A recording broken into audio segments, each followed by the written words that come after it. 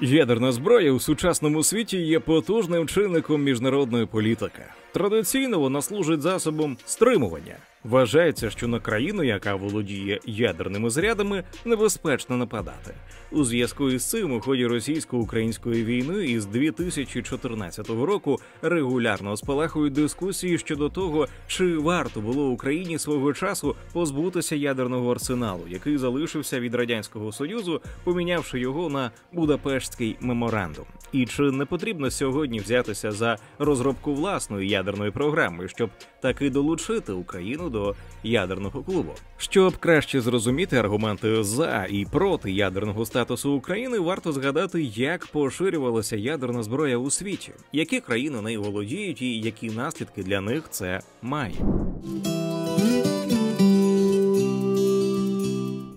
Ідея створення атомної бомби народилася в Третьому Рейху, після того, як наприкінці 1938 року німецькі фізики Отто Ган і Фріц Штрасман відкрили реакцію поділу ядра урану. Буквально кілька місяців знадобилося фізикам і політикам для того, щоб зрозуміти, що використання цього явища дає можливість створити надпотужну зброю, якої ще не бачив світ. Уже 1 вересня 1939 року, у той самий день, коли Німеччина напала на Польщу, був офіційно започаткований проєкт «Уранферейн» – «Уранове товариство» під керівництвом видатного німецького фізика, лауреата Нобелівської премії Вернера Гейзенберга.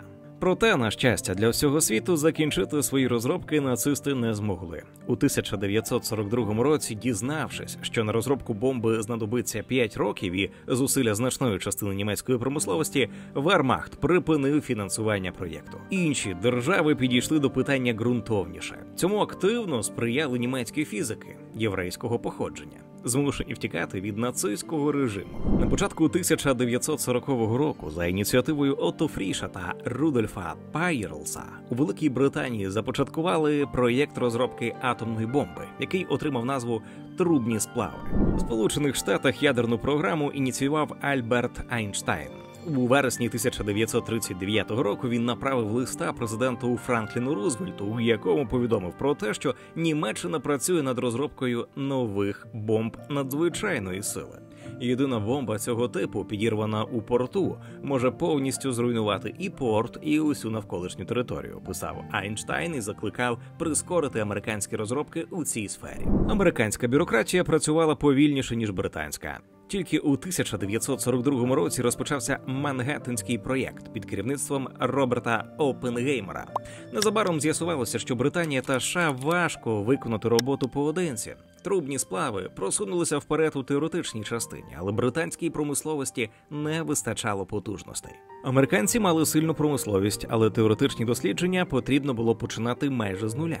Тому у 1943 році трубні сплави і Мангеттенський проєкт об'єднали. Америка не пошкодувала засобів для досягнення мети. На розробку перших атомних бомб витратили $2 мільярди, що відповідає сучасним 24 мільярдам. Для порівняння, для будівництва легендарної дамби Губера із 1931 по 36 рік витратили $49 мільйонів. На проєкт працювали близько 500 тисяч людей, це 1% робочої сили США. У результаті уже через 3 роки з'явилися 2 атомні бомби, які було підірвано у Хіросімі та Нагасакі. Ці вибухи фактично завершили Другу світову війну. Друзі, 70% наших глядачів не підписані на наш YouTube-канал. Ви допоможете у поширенні економічної свободи в Україні вашою підпискою на ціну держави, лайком цього відео та коментарем під ним. Ми дякуємо усім жертводавцям, патронам та спонсорам на Ютубі. Кожна ваша гривня наближає в Україні економічне процвітання та добробут, адже ми не просто робимо відео, а просвіщаємо виборців, які обиратимуть справжніх реформаторів. Допоможіть нам у цьому. Посилання про підтримку ціни держави в описі. Ситуація, у якій Америка стала єдиним власником суперзброї, мало кого задовольняла у повоєнному світі, тож великі держави негайно кинулися наздоганяти. Першим став Радянський Союз. Викравши за допомогою шпигунів секрети американської ядерної програми, він у стислі строки створив власну бомбу. Перше випробування відбулося 29 серпня 1949 року. США та СРСР негайно вступили в гонитву озброєнь, навперейми нарощуючи свої ядерні сили. У результаті США і РФ досі залишаються власниками найбільших арсеналів. За підрахунками Стокгольмського міжнародного інституту дослідження миру, на ці дві країни припадає близько 85% усієї наявної у світі ядерної зброї. Станом на 2024 рік Росія володіла 4380 зарядами, а США – 3708. Наступною була Велика Британія, яка була задіяна у Мангеттенському проєкті і мала великі об'єми інформації про розробку. У 1952 році було підірвано першу британську бомбу. На сьогодні Британія володіє п'ятим за розміром ядерним арсеналом, близько 225 зарядів. Франція, яка також увійшла до кола переможців у Другій світовій війні, не мала доступу до чужих розробок, тож їй довелося розпочинати власну ядерну програму з нуля. Робота зайняла 15 років. У 1960 році Франція провела перше випробування. Ядерні сили Франції за розміром є четвертими у світі і на 2024 рік складалися із 290 боєголовок. Китайці розпочали свою програму у 1956 році, і вже у 1964 році Китай став п'ятою ядерною державою у світі. Протягом останніх десятиліть Китай активно нарощував свої ядерні сили, обійшовши Францію та Велику Британію, і наразі володіє третім за розміром ядерним арсеналом, який налічує близько 500 зарядів.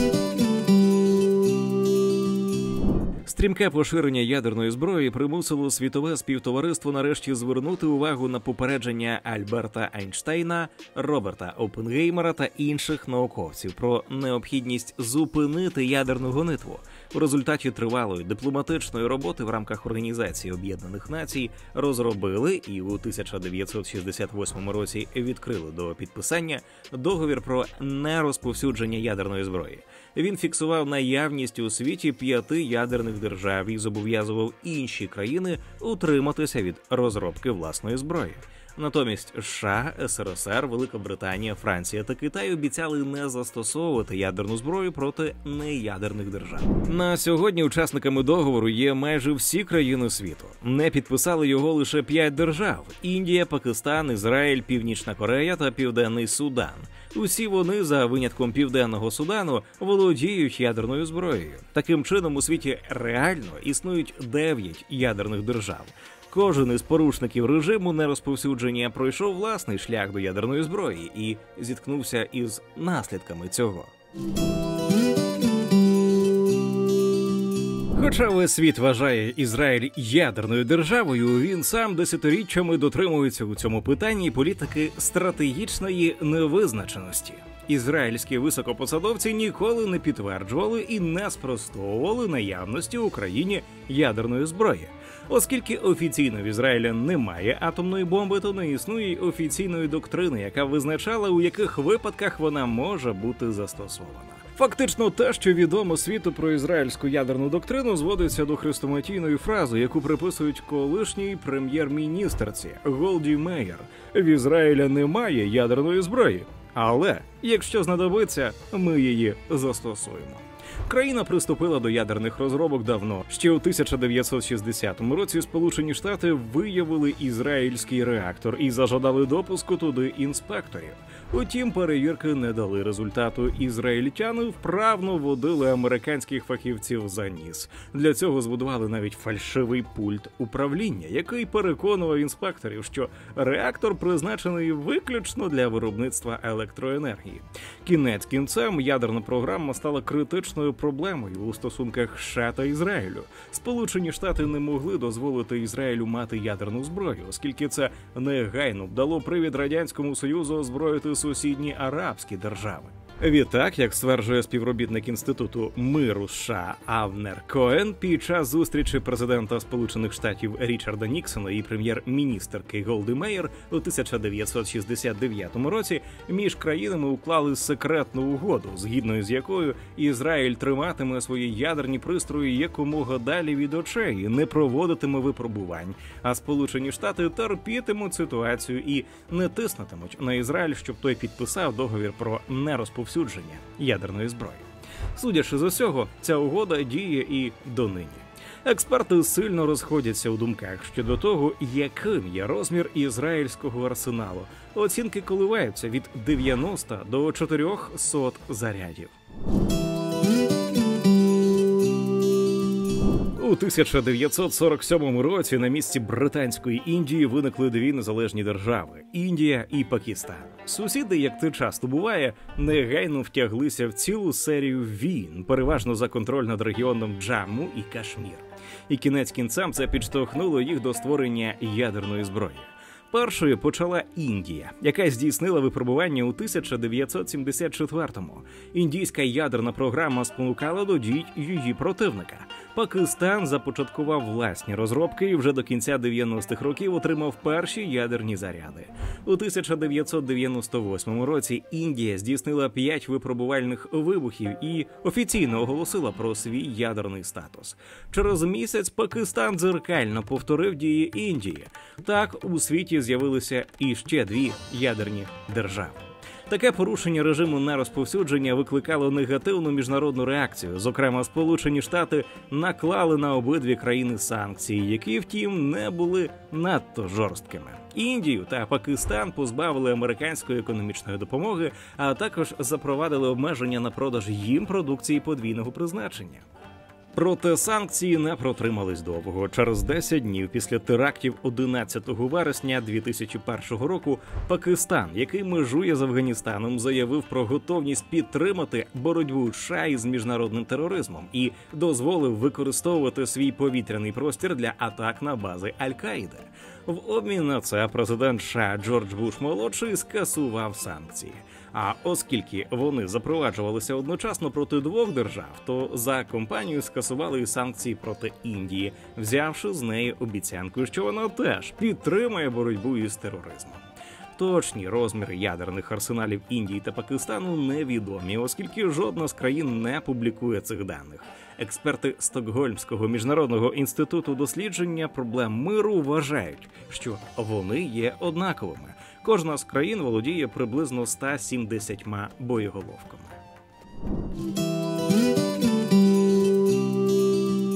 У 1955 році Північна Корея зробила перший крок до атомної ери. Тоді ще не йшлося про зброю, лише про мирну ядерну енергетику за радянським зразком. Через 10 років СРСР допоміг запустити дослідницький реактор IRT-2000 у місті Йонбйон. Та згодом стало зрозуміло, справжні наміри Пхеньяна значно амбітніші. Із кінця 1970-х режим Кіма поступово розбудовував інфраструктуру для збагачення урану і виробництва плутонію. Це були таємні дослідження, які роками проходили поза очима світу. Але офіційно КНДР приєдналася до договору про нерозповсюдження ядерної зброї у 1985-му, пообіцявши ніякої зброї, лише атом для миру. У межах домовленостей із МАГАТЕ та СРСР, а згодом і США та країнами J7, Північна Корея отримала доступ до ядерних технологій для створення атомних електростанцій та дослідницької інфраструктури. У 1994 році, після виявлення ознак таємної програми з відновлення плутонію, було підписано так звану рамкову угоду між США та КНДР. За нею КНДР згортала свій графітовий реактор у Йонбйоні. Натомість США та союзники обіцяли надати легководні реактори та постачати мазут у перехідний період для виробництва енергії. Але уже наприкінці 1990-х КНДР потай почала розвивати програму збагачення урану у порушення угоди. У 2002 році адміністрація Джорджа Буша-молодшого офіційно звинуватила КНДР у введенні секретної ядерної програми, після чого КНДР вигнала інспекторів МАГАТЕ, вийшла із договору про нерозповсюдження ядерної зброї у 2003 році, і це була перша країна в історії, що вийшла з цього договору. Ну і відновила роботу на реакторі у Йонбйоні та активно приступила до створення ядерної зброї.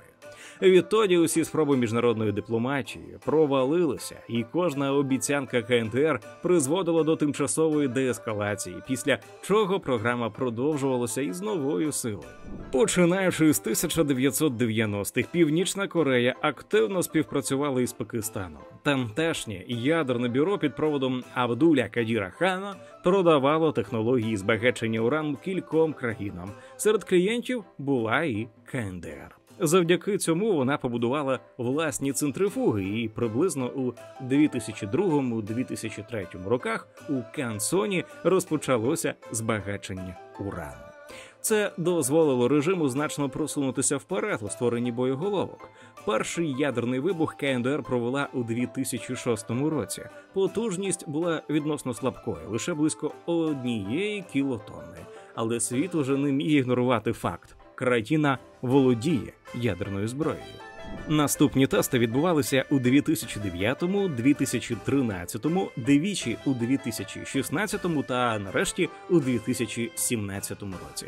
Останній тест був найпотужнішим. Експерти оцінюють вибух у проміжку від 100 до 250 кілотонн, що відповідає водневій бомбі.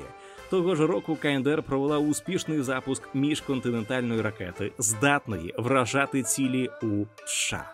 У 2013 році Кім Чен Ін офіційно проголосив політику Бьонджин – паралельний розвиток економіки та ядерного арсеналу. Утім, пріоритет швидко став очевидним. За різними оцінками, КНДР витрачає від 25 до 33% бюджету на військові програми. А скільки конкретно коштує ядерна програма? За різними оцінками, щорічні витрати КНДР на ядерну програму сягали від 700 до 900 мільйонів доларів у різні роки. А загальні вкладення з моменту запуску програми – понад 10 мільярдів доларів. Але головні втрати КНДР від накладених санкцій. Із 2017 року діють санкції ООН. Заборона експорту вугілля, риби, текстилю.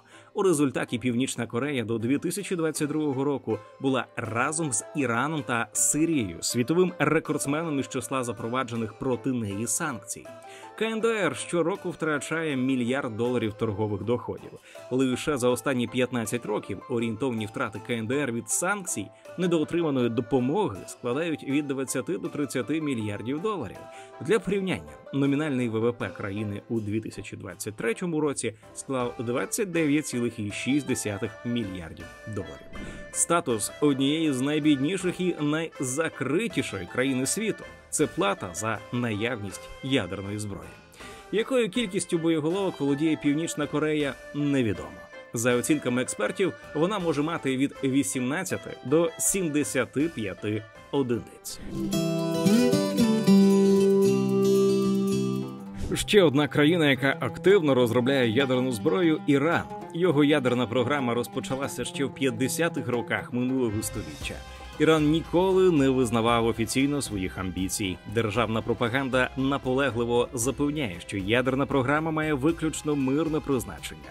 Проте факти свідчать про інше. Уже у 2013 році МАГАТЕ зафіксувала в країні наявність урану, збагаченого до 20% радіоактивного ізотопу уран-235. Хоча для виробництва атомного палива достатньо концентрації у 5%.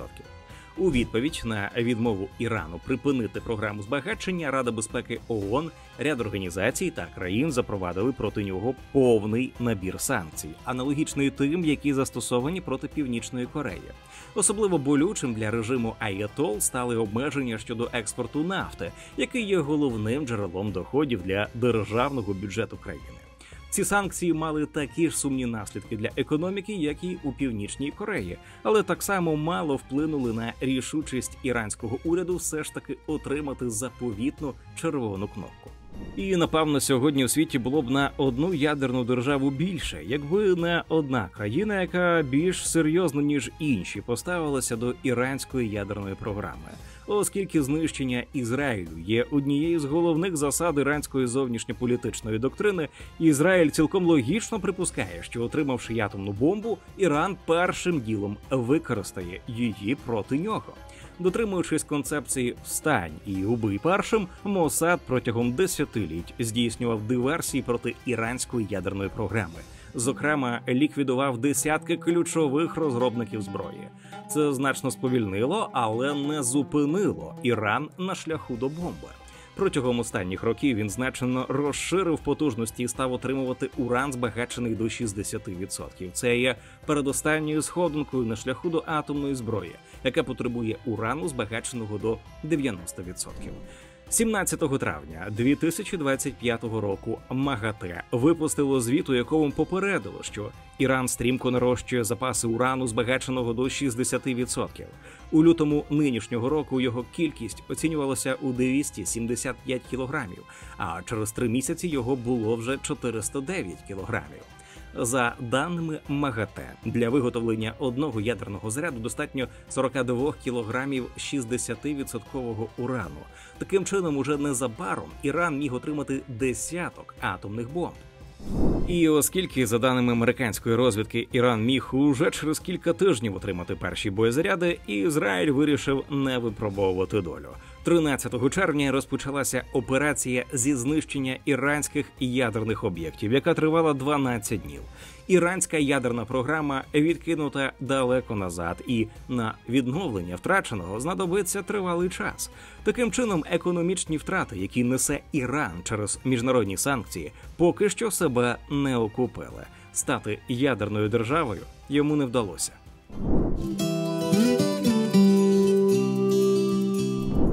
Україна після оголошення незалежності протягом деякого часу також володіла ядерною зброєю. Це була частина радянського арсеналу, яка знаходилася на території нашої країни. Також власниками ядерної зброї стали Казахстан і Білорусь.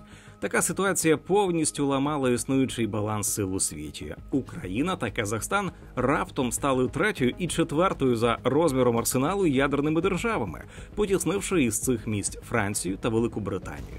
В Україні на момент розпаду Радянського Союзу знаходилося близько 1700 ядерних зарядів, а в Казахстані – близько 1400. Ризики переходу цієї зброї під контроль нових, недосвідчених урядів і розповзання її по світу стали жахом для світової спільноти, і вона не бажала з цим миритися. Щоб розвіяти ці страхи, Україна ще до здобуття незалежності у Декларації про державний суверенітет, ухваленій у липні 1990 року, чітко заявила, що має намір дотримуватись 3 принципів – не отримувати, не розробляти і не набувати ядерної зброї. Проте історія йшла своїм шляхом, і трохи більше, ніж через рік, Україні таки довелося набути ядерну зброю. 24 серпня 1991 року Верховна Рада ухвалила акт про незалежність, а вже наступного дня з'явився закон про створення Міністерства оборони України і перепідпорядкування йому всіх військових частин, що знаходилися на території України, включно з тими, які мали на озброєнні ядерні боєголовки. І з цього моменту ставлення до ядерного арсеналу в Україні почало змінюватися. Національно-демократичні сили відчули, що його наявність може стати потужним важелем у міжнародних стосунках. Тож заяв про наміри негайно позбутися ядерної зброї з Києва більше не лунало. Проте вони прозвучали з інших столиць, у першу чергу з Вашингтону. Сполучені Штати категорично заявили, що вважають єдиним відповідальним власником ядерної зброї Росію, а Україні, Білорусі і Казахстану було виставлено умову, що їхнє дипломатичне визнання можливе тільки в тому разі, якщо вони офіційно відмовляться від володіння такою зброєю. Саме тому перші питання, на які довелося відповідати новообраному президенту України Леоніду Кравчуку, стосувалися ядерної зброї. Вже у день референдуму про незалежність і виборів 1 грудня 1991 року він, як міг, заспокоював іноземних журналістів, запевняючи, що Україна не збирається ставати ядерною потугою. Ми будемо виступати за ліквідацію ядерної зброї, як тактичної, так і стратегічної, і це має бути зроблено у процесі переговорів з усіма країнами. Україна хоче лише контролю над зброєю на своїй території, але вона не хоче отримати кнопку, заявив Кравчук американським, канадським та іншим спостерігачам за виборами. Дипломатичне визначення незалежності було першочерговою задачею для всіх новоспечених держав, і тому вони дуже швидко погодилися на без'ядерний статус. 30 грудня 1991 року в Мінську уряди колишніх союзних республік уклали угоду щодо стратегічних сил, яка передбачала збереження єдиного контролю за ядерним озброєнням. Крім того, угода визначала, що ядерна зброя має бути повністю виведена з території 3 неросійських республік. Зокрема, для України було визначено конкретні терміни. Тактичні заряди мали покинути територію України до 1 липня 1992 року, а стратегічні – до кінця 1994-го. І тільки після цього, 3 січня 1992 року, Сполучені Штати оголосили про встановлення дипломатичних стосунків з Україною та іншими новоутвореними державами. Попри задекларований у договорі спільний контроль, насправді ядерна зброя повністю управлялася з Москви. І Росія вкрай наочно демонструвала міжнародній спільноті та колишнім братським республікам, хто у домі хазяїн. Зокрема, 6 травня 1992 року, майже за місяць до встановленого договором терміну, російське керівництво оголосило, що виведення тактичної ядерної зброї з України завершено. Ця заява була приурочена до візиту Леоніда Кравчука у Сполучені Штати і покликана показати Вашингтону, що Україна не контролює ядерних озброєнь, які знаходяться на її території, і взагалі не знає, що із ними відбувається. Вона значною мірою послабила позиції президента, який мав намір вести переговори про гарантії безпеки для України.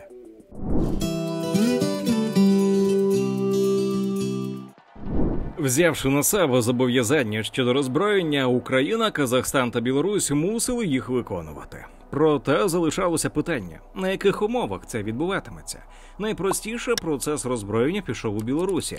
Вона погодилася розпрощатися з власним арсеналом без жодних суперечок і умов. Всю зброю просто вивезли до Росії. Натомість керівники України та Казахстану усвідомлювали, що волею долі в їхньому розпорядженні з'явилися певні засоби впливу на міжнародній арені. Тож, хоча обидві держави і проголосили курс на без'ядерний статус, надто поспішати у цьому шляху вони не збиралися, намагаючись отримати за роззброєння якісь вигоди. Одразу після офіційного визнання незалежності Україна і Казахстан розпочали переговори із ядерними державами. Безпосередній привід для цього дали міжнародні зобов'язання зниклого СРСР. У липні 1991 року радянський президент Міхаїл Горбачов та його американський колега Джордж Буш підписали договір про скорочення і обмеження стратегічних наступальних озброєнь, відомий також як СНО-1. А всього через півроку однієї з держав-учасниць цього договору не стало. Її ядерний арсенал був розділений між 4 новими країнами. Відтак договір, який стосувався безпеки усього світу, опинився у невизначеному правовому статусі. Україна та Казахстан запропонували вихід зі становища. Вони висловили готовність узяти на себе частину зобов'язань за СНО-1 по відношенню до тієї зброї, яка знаходилася на їхній території, з умовою, що вони стануть повноправними підписантами договору. При цьому Україна переслідувала 2 основні мети. По-перше, вона хотіла продемонструвати відповідальність, миролюбність та передбачуваність нової держави, укріпити свій міжнародний престиж.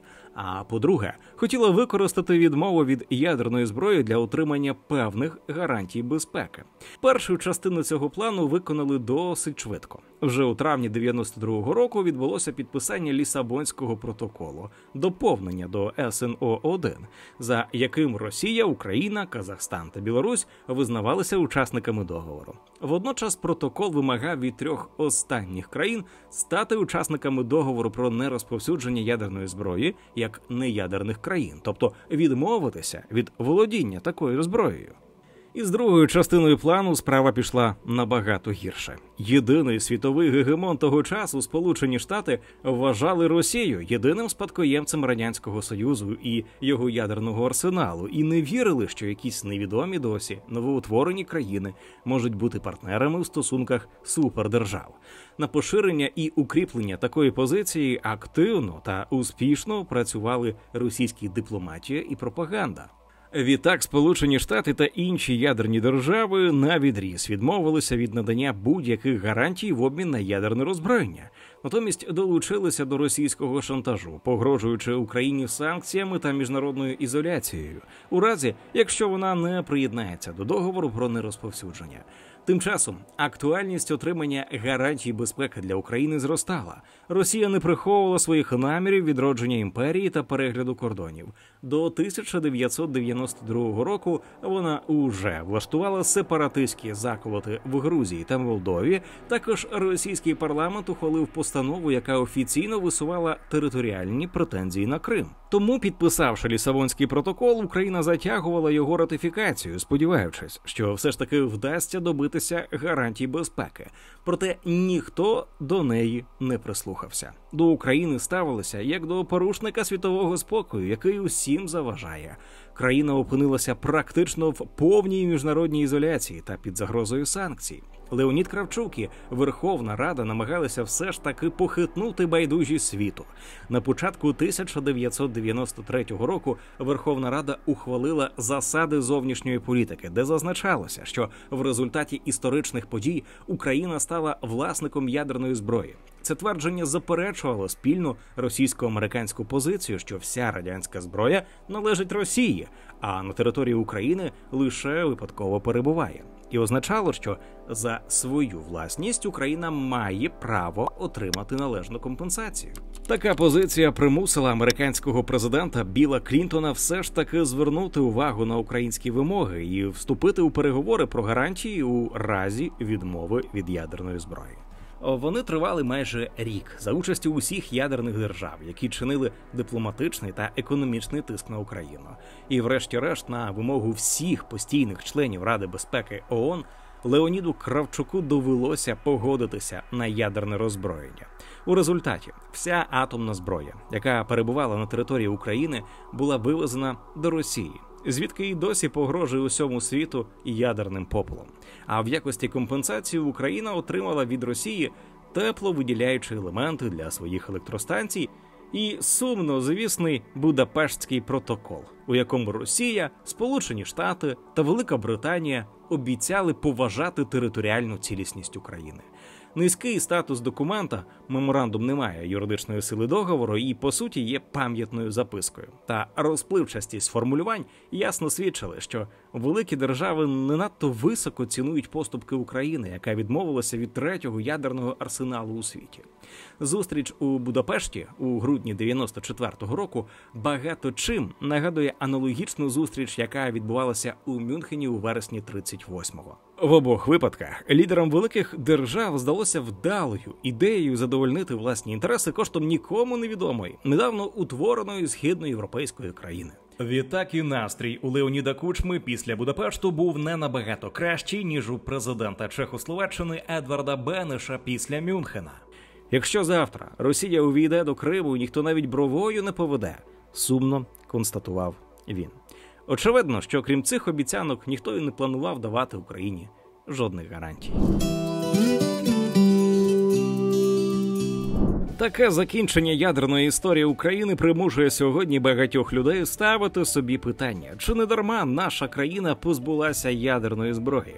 Чи могла вона протистояти згуртованому тиску світових лідерів? Чи був для неї інший шлях, який дозволив би краще убезпечити себе? Історія свідчить, що світова спільнота по-різному ставилася до країн, які порушували режим нерозповсюдження. Наприклад, Ізраїлю, Індії та Пакистану надбання ядерної зброї минулося відносно легко. Ізраїльська ядерна зброя, подібно до кота Шредінгера, перебуває одночасно в двох станах – існує і не існує. У всякому разі, більшість урядів воліють вважати, що її нема, тож санкції проти Ізраїлю не запроваджують. Пакистан та Індія зіткнулися з деякими санкціями, проте вони були не надто важкі і тривали недовго. Головні причини такої поблажливості полягають у тому, що ці держави мають велике стратегічне значення і чисельне населення, тож більшість світових гравців воліють з ними скоріше дружити, ніж псувати стосунки санкціями. А ось Північна Корея та Іран повною мірою відчули на собі негативні наслідки порушення договору про нерозповсюдження. Обидві країни стали об'єктами дипломатичної ізоляції та наймасштабніших в історії санкцій. І це показало, що узгоджені міжнародні заходи, хоча й не здатні зупинити розробку ядерної зброї, зате можуть майже повністю зруйнувати економіку будь-якої країни. Тож питання полягає в тому, чи опинилась би Україна, залишивши собі ядерну зброю, у положенні Ізраїлю, Пакистану чи Індії, чи склала в компанію світовим паріям – Північній Кореї та Ірану.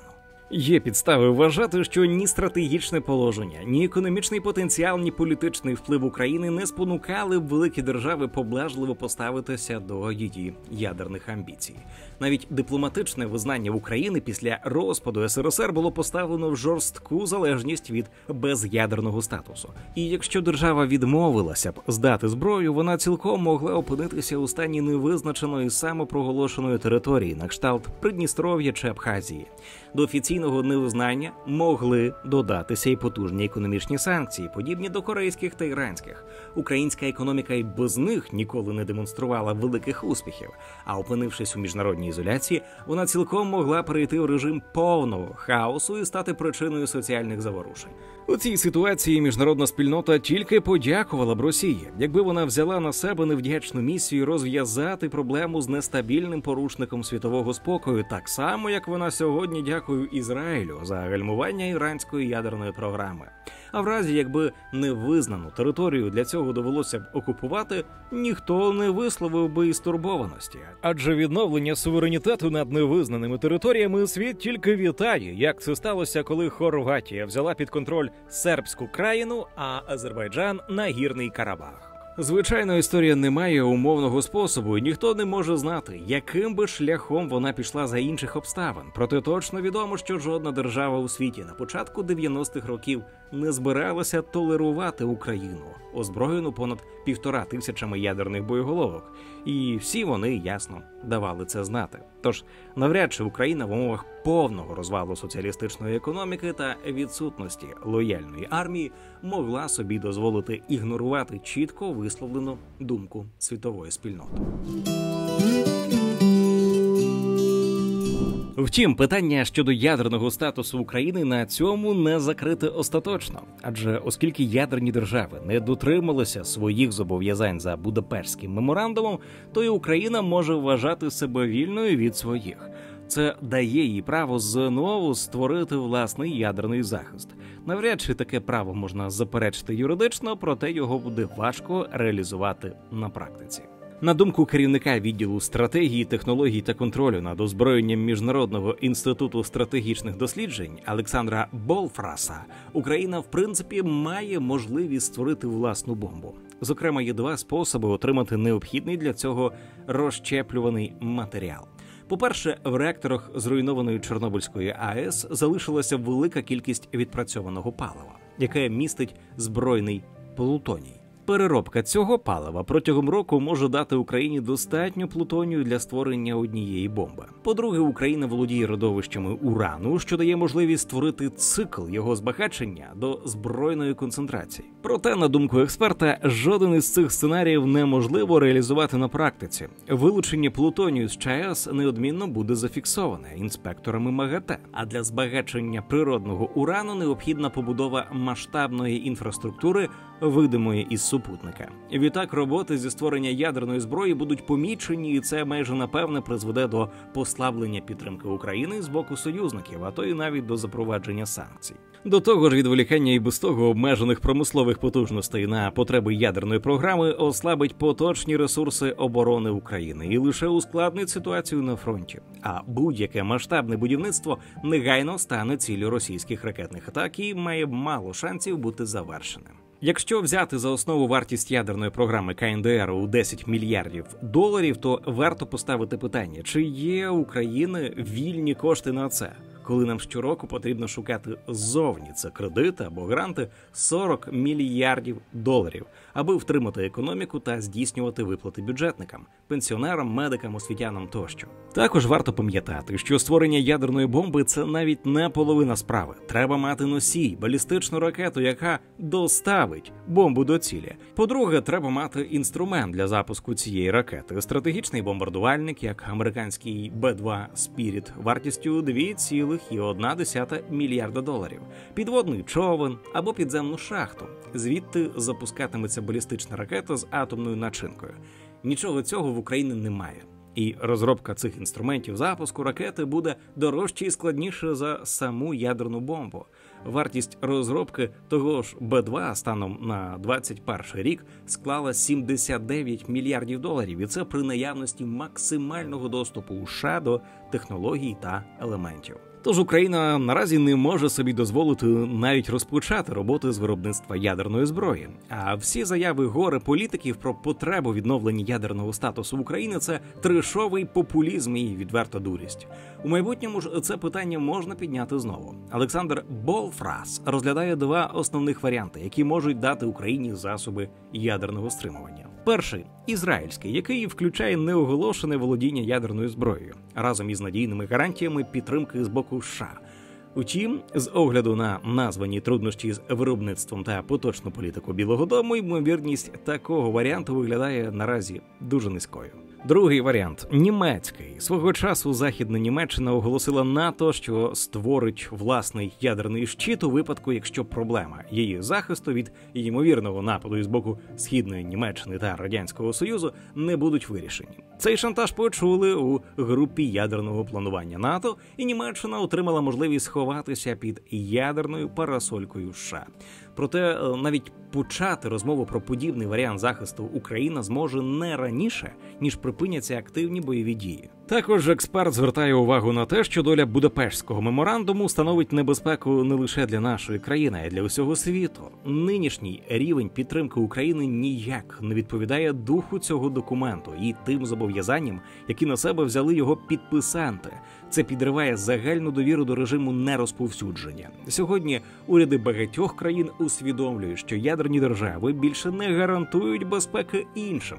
І єдиним способом захистити себе стає створення власної ядерної зброї.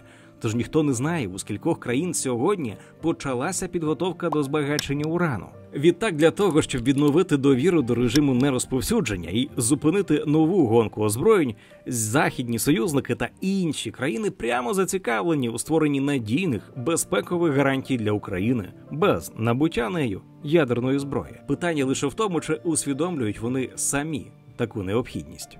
Ми уважно читаємо усі ваші коментарі. Напишіть під відео, чи варто в Україні відновлювати ядерний статус і наскільки це реалістичне бажання.